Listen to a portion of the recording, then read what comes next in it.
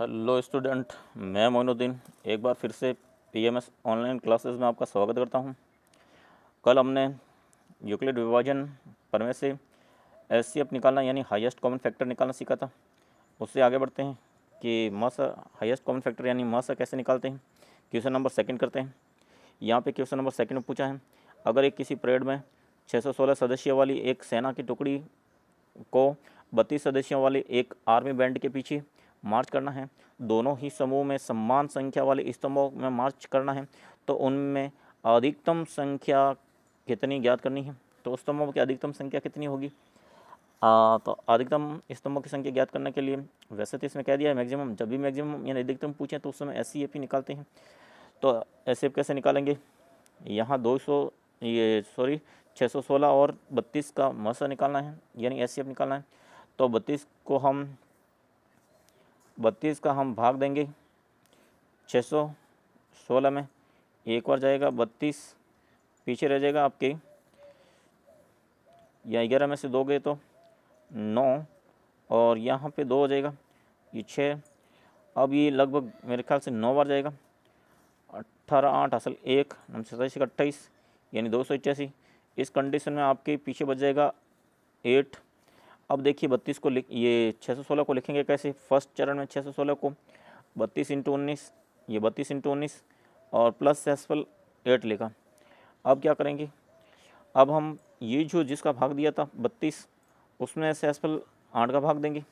तो ये 32 में हम 8 का भाग देंगे तो कैसे आएगा आपके, अगर मैं 8 का भाग दे रहा हूँ तो ये 4 बार और ये पीछे कुछ नहीं बचेगा।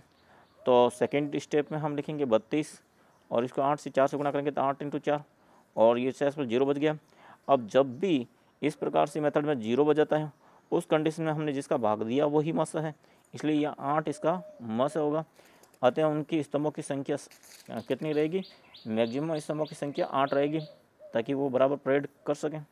यह आपका आंसर है।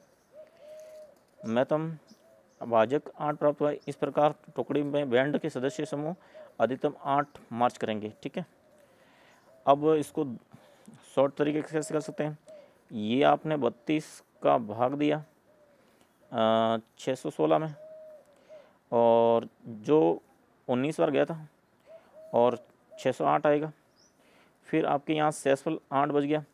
अब हम यहाँ क्या करेंगे, इसको 32 को यहाँ नोट करेंगे और ये 8 का भाग दिया तो 4 और 32, पीछे कुछ नहीं बचा सेसफल। तो जब यहाँ सेसफल 0 बचता है उस समय यही मसा होता है। तो यहाँ पे आप देख सकते हो एचसीएफ है वो 8 हो गया। तो इस प्रकार से भी आप कर सकते हो। अब हम देख रहे हैं question number second. Question number second में आपसे कहा है कि वो सबसे बड़ी संख्या जो 245 और 2053 को इस प्रकार से विभाजित करती हैं कि प्रत्येक स्थिति में सेसफल 5 रहें। तो प्रत्येक स्थिति में सेसफल 5 रखने के लिए पहले से तो आप इनमें से क्या करेंगे, इस प्रकार के सवाल में प्रत्येक स्थिति में 5 रहे तो पहले से ही इसमें से माइनस और इसमें से भी 5 माइनस कर दीजिए। 245 में से 5 माइनस करेंगे तो 240 आएगा और 2053 में से 5 माइनस करेंगे तो 2048 आएगा। अब आप इनका और इसका मसा निकाल दीजिए, वही आपकी सबसे बड़ी संख्या है जिनका हम इसमें भाग देंगे तो आपकी क्या आएगा, प्रत्येक स्थिति में 5 रहेगा। तो 2048 में हम पहले 240 का भाग देते हैं। तो 240 का भाग हमने दिया 2048 में, ये आपके लगभग 8 बार जाएगा मेरे ख्याल से। 0 8 32 3 और 8 16 और 3 19, ये 19 24। जब 2048 में से ये घटाएंगे तो 8 में से तो 4 गए, पीछे 8 का 0 आएगा यहाँ पे और 8 32 यानी 19 20, सेसफल बच जाएगा आपकी 8 और फिर 2 और फिर 1 100, ये सेसफल हो गया। तो इस 2048 को कैसे लिखेंगे, ये 2048 हमने यहाँ पे भाग कितनी बार गया 8 बार, तो ये बाजी होता है वो भाजक इंटू भागफल के बराबर होता है। तो 240 × 8, 240 × 8 प्लस सेसफल 128, ये लिख दिए। अब सेकंड चरण में हम क्या करेंगे, ये जो आपका जो अभी भाजक था वो भाज्य बन जाएगा और शेषफल हो जाएगा वो उसका भाग देंगे, 128 का भाग देंगे। तो 128 का हम भाग दे रहे हैं किसमें, 240 में। तो ये एक बार जाएगा, एक बार ही जाएगा। तो अब देखेंगे 10 में से 8 गए तो 2 और 3 में से 2 गए तो 1 और 1 112 पीछे बच गया।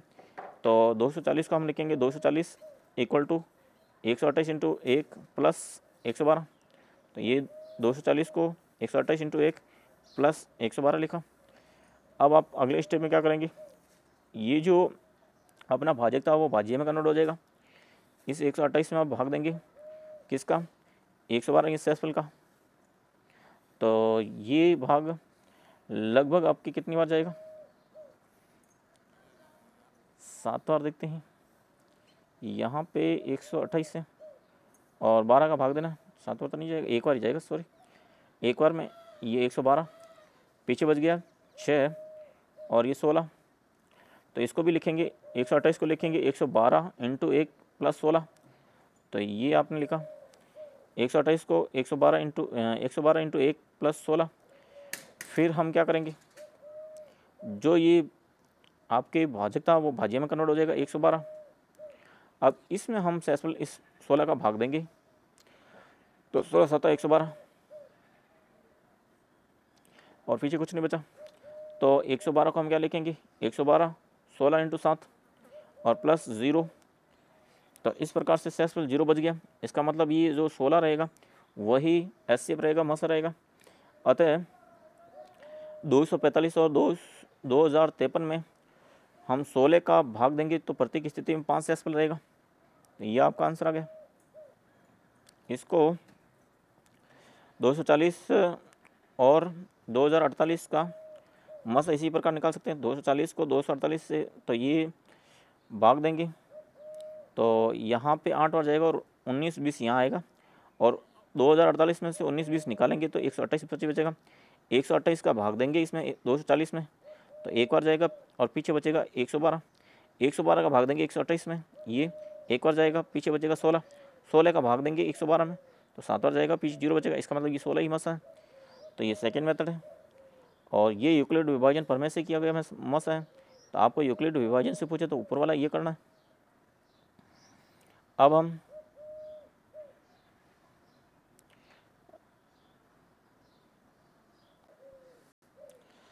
यहाँ पे अगला देख रहे हैं।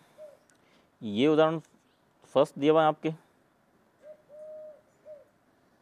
ये भी बोर्ड एग्जाम से तो अच्छे सवाल है। दर्शाइए कि धनात्मक पूर्णांक संख्या 3q 3q+1 3q+2 होता है के रूप में लिखा जा सकता है जहाँ q कोई भी पूर्णांक हो। तो आप देख सकते हो कि किसी संख्या को यूक्लिड विभाजन ने a और b लिया था। यहाँ पे a इक्वल टू हमें सिद्ध करना 3q और a इक्वल टू 3q+1 और a इक्वल टू 3q+2 सिद्ध करना है। तो इसका मतलब आपके b की वैल्यू दे रखी है। तो यहाँ पे आप देख रहे हो कि a कोई भी धनात्मक पूर्णांक है, a कोई भी धनात्मक पूर्णांक है तथा b की वैल्यू आपके यहाँ 5 है।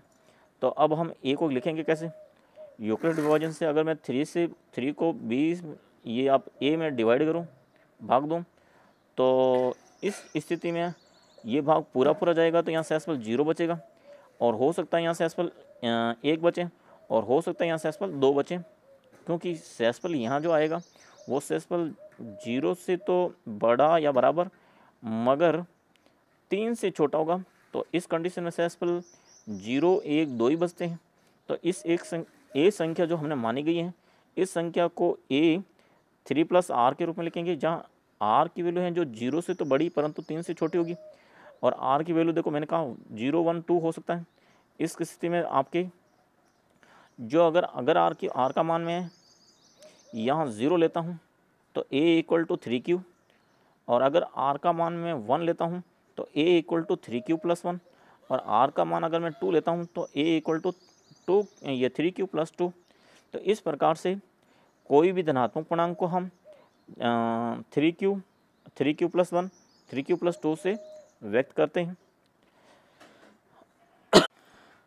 अब हम उदाहरण नंबर 2 ले रहे हैं जिसमें आपसे पूछा गया है कि दर्शाइए कि प्रत्येक धनात्मक सम पूर्णांक को 2q लिखते हैं तथा प्रत्येक विषम पूर्णांक को 2q + 1 के रूप में लिखते हैं।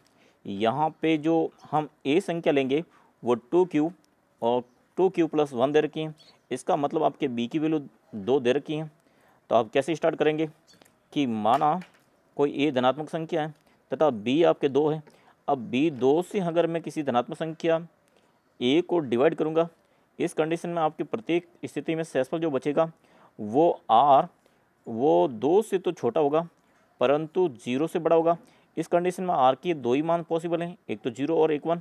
तो किसी संख्या a को मैं a + 2q + r लिखूँगा, जहाँ r का मान 2 से तो छोटा परंतु 0 के बराबर और बड़ा होगा। इस कंडीशन q कोई भी पूर्णांक संख्या हो सकती है, तो r का मान 0 और 1 रखें।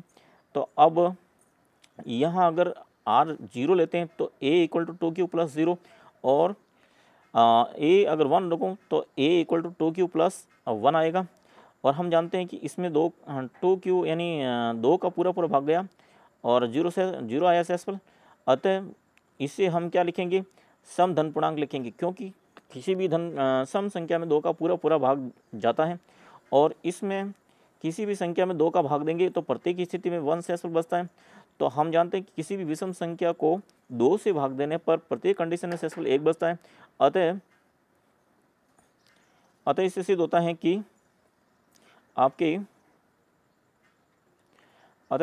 कि प्रत्येक कंडीशन में आपके प्रत्येक धनात्मक पूर्णांक को 2q से तथा प्रत्येक विषम पूर्णांकों को 2q + 1 से व्यक्त करते हैं। अब आगे देखिए, आपसे पूछा गया है यूक्लिड विभाजन प्रमेय से का प्रयोग कर दर्शाइए कि किसी धनात्मक पूर्णांक का वर्ग 3m और 3m + 1 के रूप में होता है। अब हम जानते हैं, हमने पहले एक उदाहरण में लिया था कि किसी भी धनात्मक पूर्णांकों को 3q + 1 3q + 2 से व्यक्त करते हैं।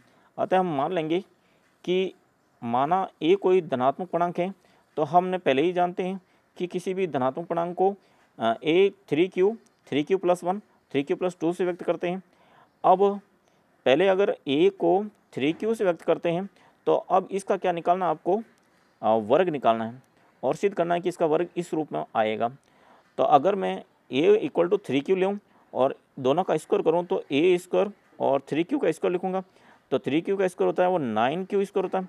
अब a² हो गया वो 9 और q स्क्वायर हो गया, तो मुझे तो इस रूप में 3m और या 3m + 1 में, तो यहाँ पे तो 1 तो +1 में कन्वर्ट नहीं कर सकते, तो यहाँ से 3 को अलग हटा देंगे तो यहाँ 3q स्क्वायर आएगा और इसी में m ले लूँगा। अतः a² को हम 3m से व्यक्त करते हैं। तो यदि a संख्या आपके धनात्मक पूर्णांक संख्या a = 3q से व्यक्त है तो उस कंडीशन में आपकी a का स्क्वायर होगा वो 3m के रूप में व्यक्त होता है। अब अगर मैं संख्या ये जो धनात्मक संख्या अगर ये 3q + 1 के रूप में, तो मैं अगर इसका स्क्वायर करूं तो a² = ये 3q + 1 का स्क्वायर होगा और 3q + 1 का स्क्वायर करेंगे तो यहाँ देखते हो a = 3q + 1 है, तब a² 3q + 1 का स्क्वायर है, इसका होल स्क्वायर a + b के होल स्क्वायर से खोलेंगे कि a² + 2ab + b²। तो यहाँ 3q का स्क्वायर तो 3q², इन दोनों को मल्टीप्लाई करेंगे तो 3q × 2 यानी 6q और 1 का स्क्वायर 1। अब आपको ये जो इसका स्क्वायर आया वो इसमें या इस रूप में आना चाहिए, तो यहाँ 1 साइड में है तो हम इस रूप में कन्वर्ट करेंगे। इनमें से हम 3 कॉमन ले लेंगे, जब मैं 3q कॉमन लूँगा तो यहाँ पे तो बचेगा 3q और यहाँ बचेगा 2।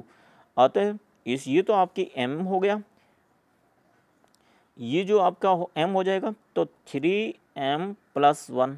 अतः किसी भी धनात्मक पूर्णांक का जो स्क्वायर होता है वो 3m + 1 से व्यक्त किया जा सकता है। और यदि संख्या a 3q + 1 हो, a 3q + 2 हो, तो अगर मैं इसका स्क्वायर करूं तो देखिए कैसे करेंगे। यदि संख्या a 3q + 2 हो तब इसका स्क्वायर a² करेंगे तो फिर से a + b का होल स्क्वायर से खोलेंगे, ये 3q का स्क्वायर करेंगे तो 3q² और 3q × 2 6 × 2 12q और +4। अब यहाँ पे आपको जीरो नहीं आया, तो यहाँ m का है जो वैल्यू है वो इस प्रकार लिखना है 3m+1 के रूप में लिखना है। तो इसको हम 3 1 में कैसे कन्वर्ट करेंगे कि इस 4 को तो 3+1 में लिख देंगे ताकि साइड में 1 आ जाए। तो ये 3+1 हो गया। पीछे बचा, इनमें से मैं 3 कॉमन लूँगा, तो ये 3 कॉमन ले लिया, तो यहाँ पे 3q² और यहाँ 4q+1 आ गया।